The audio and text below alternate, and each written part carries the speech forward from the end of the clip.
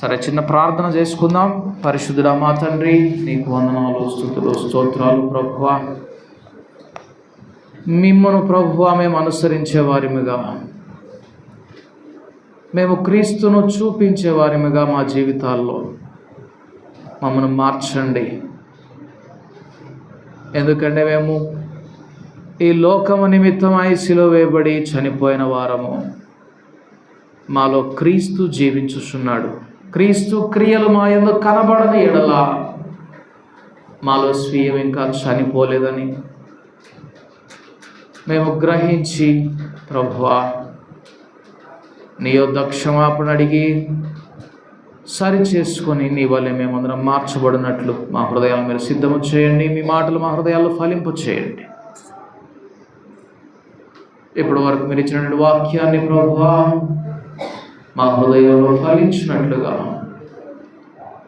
మా బీడు భూములను మీరు దున్నమని ఆ ప్రార్థన ఆలకించమని యేసునామమున ప్రార్థించి అడిగి వేడుకుంటున్నాము తండ్రి, ఆమేన్. నేను ఒక కొద్ది నిమిషాలు వాక్యము చెప్పడం అనే దానికంటే కూడా ఇది ఒక అనుభవంగా నేను చెప్తున్నాను. ఒకసారి మొదటిగా మనం ఇర్మియా గ్రంథము, నేను 3 వాక్య భాగాలు చూపించి మాట్లాడతాను. ఇర్మియా గ్రంథము 33వ అధ్యాయం, మనకందరికి బాగా పరిచయమైనటువంటి వాక్య భాగం ఇది. ఇర్మియా గ్రంథము 33వ అధ్యాయము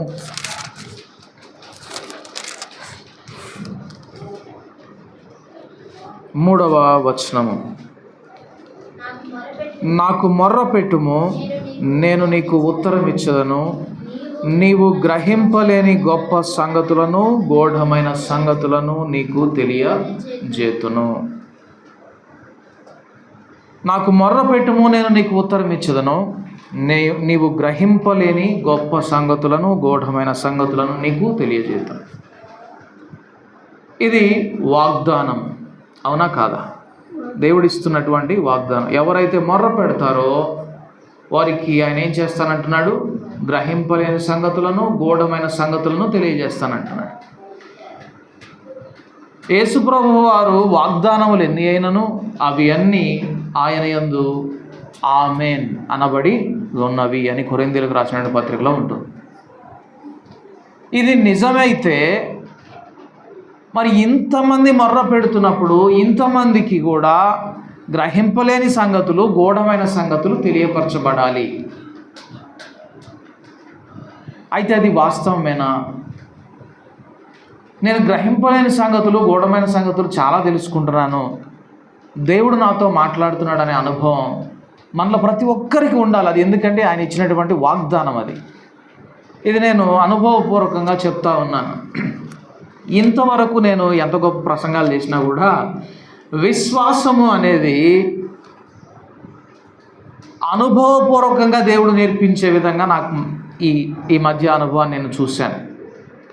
విశ్వాసం అంటే మనం నమ్మాలి, చూడందాన్ని నమ్మాలి, జరగందాన్ని నమ్మాలి అని మంచి ప్రసంగాలు అయితే వింటాం. కానీ అసలు విశ్వాసం ఎలాగా, నా పరిస్థితులన్నీ పూర్తిగా భిన్నంగా ఉన్నాయి, నేను ఎలాగ నమ్మాలి, నేను అది ఎలాగ విశ్వసించాలి, జరగని దాన్ని నేను ఎలాగ జరుగుతుందని నేను గ్రహించాలి, ఇవన్నీ కూడా మనం ఒక సైకలాజికల్ ఎఫెక్ట్స్, ఏదో ఒక మానసిక పరమైనటువంటి ఆలోచనలుగానే కనబడతాయి. కానీ బైబిల్ గ్రంథం చెప్తున్నటువంటి మాట ఏంటంటే విశ్వాసమునకు కర్త ఆయన, దాన్ని కొనసాగించేవాడు ఆయన. మనలో విశ్వాసం కలగాలి అంటే దాన్ని కర్త దాన్ని మనలో పెట్టాలి. యేసయ్యే విశ్వాసమునకు కర్త, ఆయనే మనలో విశ్వాసమును పెట్టాలి. అప్పుడు మనం విశ్వసించే వారిగా మారుతాం. అందుకే కీర్తనకారుడు అంటాడు, నా తల్లి స్తన్యములను నేను గ్రహించుచుండగా నీవే నాకు నమ్మిక పుట్టించితివి అంటాడు. యేసు ప్రభు వారు మనలో విశ్వాసం పెట్టకపోతే నేను నమ్ముతున్నానయ్యా, నాలో విశ్వాసం ఉందయ్యా నువ్వు ఎంత చెప్పినా కూడా అది వేషధారణ అయితే, అది వాస్తవం. ఇది నేను అనుభవపూర్వకంగా ఎట్లా చెప్తా ఉన్నానంటే, అమ్మ యొక్క ఆరోగ్యం విషయంలో గత 3 దినాల క్రితం మనకందరికీ తెలిసినటువంటి విషయమే, ఆమెకు బ్రెయిన్లో, స్పైన్లో, వెన్నుపూసలో బ్లీడింగ్ అయింది బాగా మొత్తం.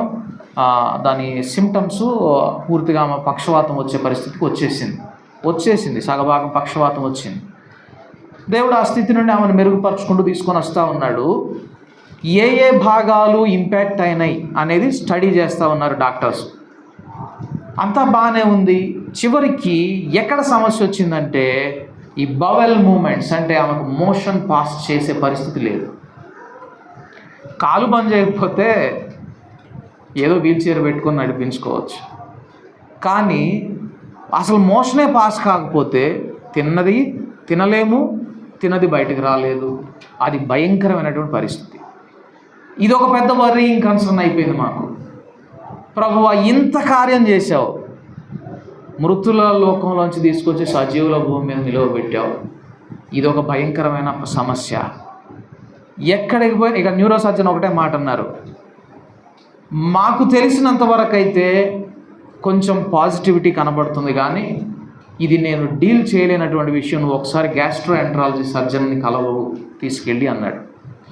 సరే తీసుకెళ్దామని చెప్పి ఇంటికి తీసుకొచ్చాము. ఇంటికి తీసుకొని రాగానే ఆ రోజు సాయంత్రం వరకు బాగానే ఉందమ్మా, మరి వెళ్దామా హాస్పిటల్ కంటే, ఇప్పుడు బాగానే ఉందయ్యా, వద్దు రేపు పొద్దున్న చూద్దాం అని చెప్పి అన్నది.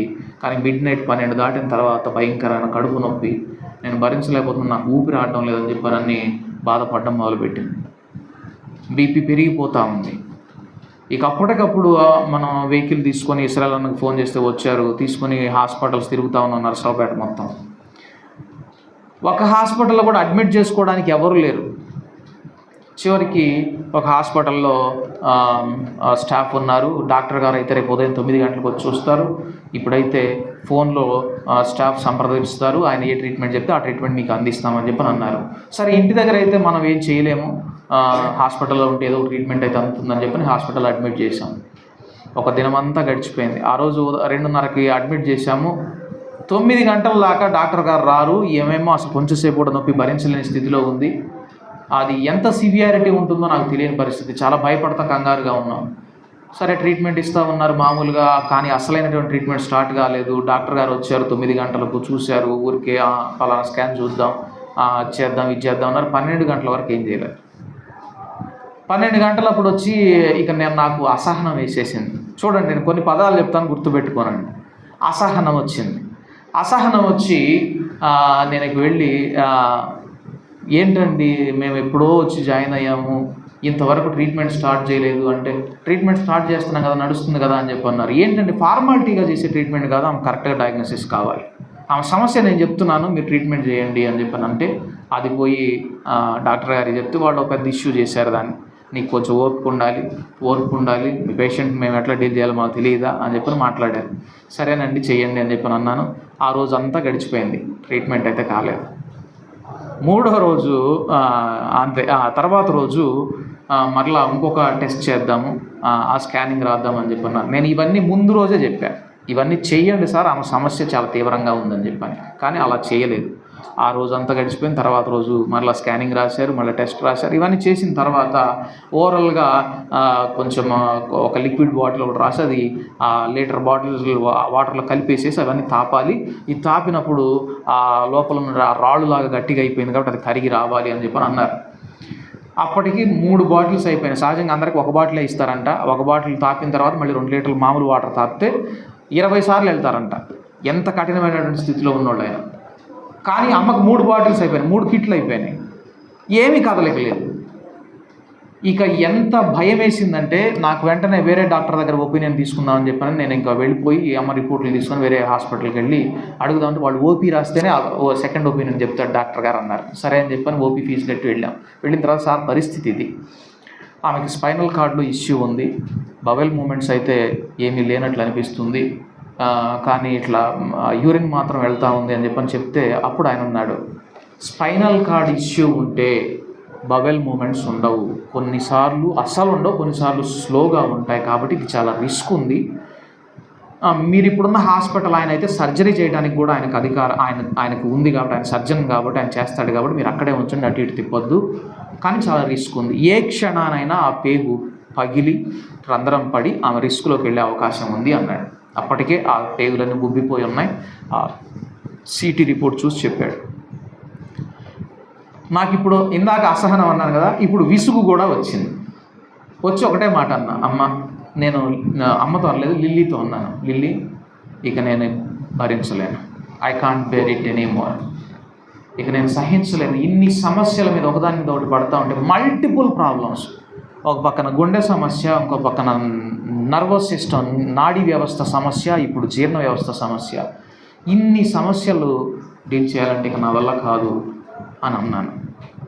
ఆ రోజంతా ఆ రోజు నైట్ అంతా నిద్రలేదు, ముందు రోజు రాత్రి నిద్రలేదు. ఆ రోజు రాత్రికి సమయానికి వచ్చింది, సేమ్ ఏం చేంజ్ లేదు. కొలనోస్కోపీ చేద్దామన్నాడు. కొలనోస్కోపీ చూసిన తర్వాత లోపల బాగా హార్డ్గా ఉందయ్యా, సరే చూద్దాం, రేపు కూడా చూద్దాం, రేపు రాకపోతే రేపు సర్జరీకి వెళ్ళాలన్నాడు. సర్జరీ అంటే ఆల్రెడీ ఆమెకి ఆ వెన్నుపూస సమస్యలో ఉన్నది, ఇంక ఈసారి ఏ ఆశ ఉండదు సర్జరీకి వెళితే. కానీ ప్రియులారా, నేను చెప్తున్న విషయం ఏంటంటే, నేను గ్రహింపలేని గూఢమైన సంగతులు నేను మీకు తెలియజేతును, నాకు మొర్ర పెట్టండి, నేను మీకు ఉత్తరం ఇచ్చేదను అనే ఆ వాక్యము, ఆ వాగ్దానం మనందరి జీవితాల్లో నెరవేర్చబడాలి. విశ్వాసము అనేది దేవుడు నాకు నేర్పించిన విధానం చెప్తా ఉన్నాను. నేను ఇక నాలో నమ్మకం పోయింది, నాలో అసహనం వచ్చింది, విసుగు వచ్చింది. ఇందాక మనం చూసాం, కనికరం ఎప్పుడు దేవునికి కలిగింది? విసిగి చెదిరిపోయినప్పుడు. వారందరూ విసిగి చెదిరిపోయారని చెప్పి చూసి కనికరపడ్డాడు. రెండవది, వారు రోగులై ఉన్నారు, విసిగిపోయి ఉన్నారు, చెదిరిపోయి ఉన్నారు, దృష్టి లేని వారై ఉన్నారని వారి మీద కనికరపడ్డాడు. నా పరిస్థితి అక్కడ సేమ్ అలాగే ఉన్నది. కనికరపడ్డాడు ప్రభు, నాకు విశ్వాసాన్ని నేర్పించాడు. నాకు తెలియకుండానే ఆ రోజు రాత్రి సాయంత్రం అందరూ మన పరిశుద్ధులందరూ ప్రార్థన చేస్తున్నారు. ఆ రోజు నాకు తెలియకుండానే మన సహోదరుడు దేవ సహాయంతో మాట్లాడుతూ ఉన్నాను. దేవ సహాయం అన్నాడు, అన్న ఏందన్నా ఈ పరిస్థితి, ఎంత ట్రీట్మెంట్ ఇచ్చినా స్పందించడం లేదేంది అమ్మ, వేరే హాస్పిటల్ కన్నా వెళ్దామన్నా, ఎట్లా అన్నా, ఏందన్నా అంటుంటే, నాకు తెలియకుండానే ప్రియ సహోదరులారా ఒక మాట అన్నాను, ఈ రాత్రి దేవుడు ఒక అద్భుతం చేయబోతా ఉన్నాడు, రేపు ఉదయానికి అమ్మ సరి అయింది అని. నాకు తెలియకుండానే అన్నాను, దేవుడు అద్భుత రీతిగా ఉదయానికి అంతా సరి చేసేసాడు. అప్పుడు నాకు అర్థమైంది, విశ్వాసం అంటే మనమేదో నిజంగా నేను నమ్ముతున్నాను దేవుడు ఇది చేస్తాడు అని అనేది కాదు, కానీ ఆయన మనలో నమ్మిక పుట్టించేదే విశ్వాసం. ఆయన మనలో నమ్మిక పుట్టించాలి. ఆయన మనలో నమ్మిక పుట్టించకపోతే మనం ఎంత విన్నా, ఎంత ప్రసంగాలు విన్నా, ఎన్ని పద్ధతులు, ఇట్లా నేర్చుకోవాలేమో విశ్వాసం, ఇలా నేర్చుకోవాలేమో విశ్వాసం అని ఎంత విన్నా అది కేవలం శూన్యమవుతుంది. ఆయన మనలో నమ్మిక పుట్టించాలి. ఆయన మనలో నమ్మిక ఎప్పుడు పుట్టిస్తాడంటే, ఆయన మన మీద కనికరపడినప్పుడు. ఇదిగో మనం ఇక్కడ చూసాం, ఆయన ఎప్పుడు కనికరపడ్డాడట? వారు విసిగి చెదిరిపోయిన వారి మీద కనికరపడినాడట. వారు రోగులై ఉన్నారని వారి మీద కనికరపడ్డాడట. వారు దృష్టి లేని వారు చూడలేకపోతున్నారని వారి మీద కనికరపడ్డాడట. నేను కూడా ఆ విశ్వాసాన్ని చూడలేకపోతున్నానని నా మీద ఆయన కనికరపడి విశ్వాసాన్ని నేర్పించాడు, నాలో నమ్మిక పుట్టించాడు, నాలో విశ్వాసం నాకు ఆయన కర్త అయ్యాడు, దాన్ని కొనసాగించాడు. తర్వాత నిజంగానే మనము ఈ విధంగా విశ్వాసమును నేర్చుకునే వారిగా ఉండాలి, విశ్వాసమును పొందే వారిగా ఉండాలి. లూకా సువార్త 17వ అధ్యాయంలో ఒక మాట, ఇక్కడ అపోస్తలులు లేక శిష్యులు దేవుని వెంబడిస్తూ ఉన్నారు, యేసు ప్రభువును వెంబడిస్తూ ఉన్నారు. వెంబడిస్తూ వారు ఒక మాట అన్నారు. లూకా సువార్త 17వ అధ్యాయం 5వ వచనంలో, అపోస్తలులు మా విశ్వాసము వృద్ధి పొందించుమని ప్రభువుతో చెప్పగా, అపోస్తలులు కూడా చేసిన ప్రార్థన ఏంటి? విశ్వాసం వృద్ధి పొందించు. చూడండి, మనము కూడా వీరికేం అతీతులం కాము. మనము కూడా విశ్వాసాన్ని వృద్ధి పొందించు ప్రభువా అని దేవుణ్ణి అడిగేవారిగా ఉండాలి. అయితే అక్కడ యేసు ప్రభు వారు ఒక విషయం చెప్పారు. విశ్వాసం వృద్ధి పొందించు అనగానే వారికి ఒక విషయం చెప్తా ఉన్నారు.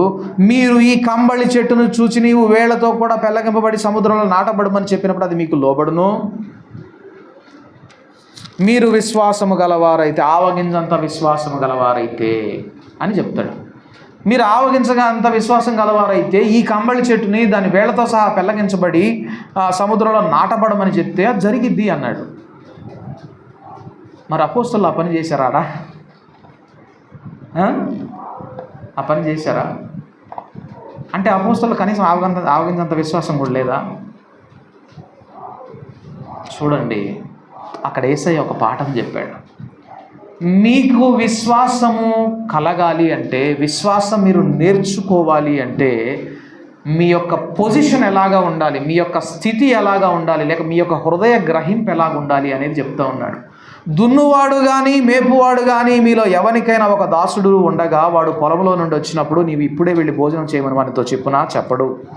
అంతేకాక నేను భోజనం చేయుటకు ఏమైనానో సిద్ధపరిచి నడుము కట్టుకొని నేను అన్నపానములు పుచ్చుకునే వరకు నాకు పరిచారము చేయమాట తర్వాత నీవు అన్నపానములు పుచ్చుకొనవచ్చునని వానితో చెప్పును. కానీ ఆ దాసుడు ఆజ్ఞాపింపబడిన పనులు చేసినందుకు వాడు దయచూపినని వాడిని మెచ్చునా, అటువలే మీరును మీకు ఆజ్ఞాపింపబడినవన్నీ చేసిన తరువాత మేము నిష్ప్రయోజకులమైన దాసులము, మేము చేయవలసినవే చేసి ఉన్నామని చెప్పుడనెను.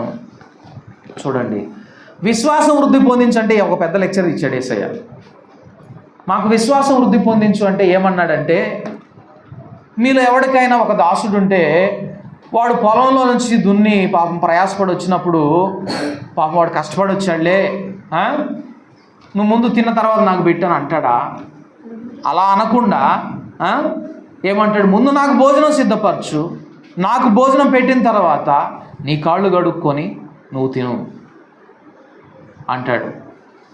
వాడి మీద వాడు కష్టపడి వచ్చాడని వాడి మీద దయ చూపిస్తాడు అనుకుంటున్నారా? కాదు, మీరు కూడా అలాగే ఉండండి అన్నాడు. మీరు చేయవలసినంత ముందు చేయండి, చేసిన తరువాత మీరు చేయాల్సింది ఏంటంటే, మేము నిష్ప్రయోజకులమైన దాసులం, మేము చేయవలసినయే చేసి ఉన్నామని చెప్పండి అన్నాడు. విశ్వాసానికి దీనికి ఏదో ఒక లింక్ ఉంది. మనము విశ్వాసము నేర్చుకోవాలి అంటే ప్రియ సహోదరులారా, మనము కేవలము నిష్ప్రయోజకులము. ముందు మనం ఒకటి చేయాలి, ఆయన ఆజ్ఞాపించినంత చేయాలి, తర్వాత కేవలము నిష్ప్రయోజకులమైన దాసులము అని మనము దేవుని ఎదుట ఒప్పుకోవాలి. ఆయన మన మీద దయ చూపించెను అనడానికి కూడా లేదట. ఆయన మన మీద కనికరమును చూపించెను అనడానికి కూడా లేదట. మనము కేవలము నిష్ప్రయోజకులము అని మనము గ్రహించాలట. కేవలము నిష్ప్రయోజకులమని మనము గ్రహించినప్పుడే మనలో విశ్వాసం అనే మొలక ఆరంభమవుతుంది. అక్కడ నుండి విశ్వాస ఫలాలు మనం చూడగలుగుతాం. కాబట్టి ఏదైనా దేవుని కార్యం మనలో జరిగినప్పుడు దేవుడు కనికరం చూపించాడు, కృప చూపించాడు అని చెప్పడం కంటే కూడా మనం గట్టిగా చెప్పవలసినటువంటి విషయం ఏంటి అంటే, మేము కేవలం నిష్ప్రయోజకులం, నేను కేవలం నిష్ప్రయోజకుడను, నేను ఎందుకు పనికిరాని వాడను అని గట్టిగా చెప్పగలిగిన వారం అయితే మనలో విశ్వాసం అనే మొలక ఆరంభం అవుతుంది. అక్కడి నుంచి విశ్వాస ఫలాలు మనం చూడగలిగిన వారం అవుతాం. కాబట్టి ప్రియ సహోదరులారా, గ్రహింపలేని గూఢమైన సంగతులు, విశ్వాసం అంటే ఏంటో నేను నాకు ఇలాగా నేర్పించావు, ప్రేమ అంటే ఇంకోటి ఏంటో లాగా నాకు నేర్పించు, క్షమాపణ అంటే ఏంటో నేర్పించు అని మనం దేవుణ్ణి అడిగితే ఎవరు నీకు లెక్చర్ ఇవ్వాల్సిన పని లేదు, ఎవరు నీకు ప్రసంగం చేయాల్సిన అవసరం లేదు. ఆయన నీకు నేర్పిస్తాడు. అది నీకు ఆయనకు మాత్రమే ఉండే సంబంధంగా మారిపోతుంది, నీకు ఆయనకు మాత్రమే ఉండే ఒక అవగాహనగా మారిపోతుంది. దేవుడు అట్టి అనుభవాలను మనకందరికీ అనుగ్రహించునుగాక. ప్రార్థన చేసుకుందాం. పరిశుద్ధ మా తండ్రి, నీకు వందనాలు, స్తుతులు, స్తోత్రాలు ప్రభువా. నీవు కనికర సంపూర్ణుడవు, చెదిరిపోయిన వారిని చూసి కనికరపడేవాడివి ప్రభువా, రోగులను చూసి కనికరపడేవాడివి, దృష్టి లేని వారిని చూసి కనికరపడేవాడివి, ప్రయాసపడిన వారిని చూసి కూడా నువ్వు కనికరపడేవాడివి. అయితే నీ కనికరాన్ని మేము వ్యర్థం చేసేవారిగా ఉండకుండా ఉండాలి అంటే మేము నిష్ప్రయోజకులమా, మేము కేవలము చేయవలసినవే చేసి ఉన్నాం, మేము వట్టి వారము అని మేము చెప్పగలిగిన వారంగా ఉండాలి ప్రభువా. అట్టి అనుభవాలను మమ్మల్ని అందరూ మీరు నడిపించండి, మా ప్రార్థన ఆలకించండి, నీ స్వభావంలోని మమ్మల్ని మీరు నడిపించమని యేసు నామమున ప్రార్థించి అడిగి వేడుకుంటున్నాము తండ్రి, ఆమేన్.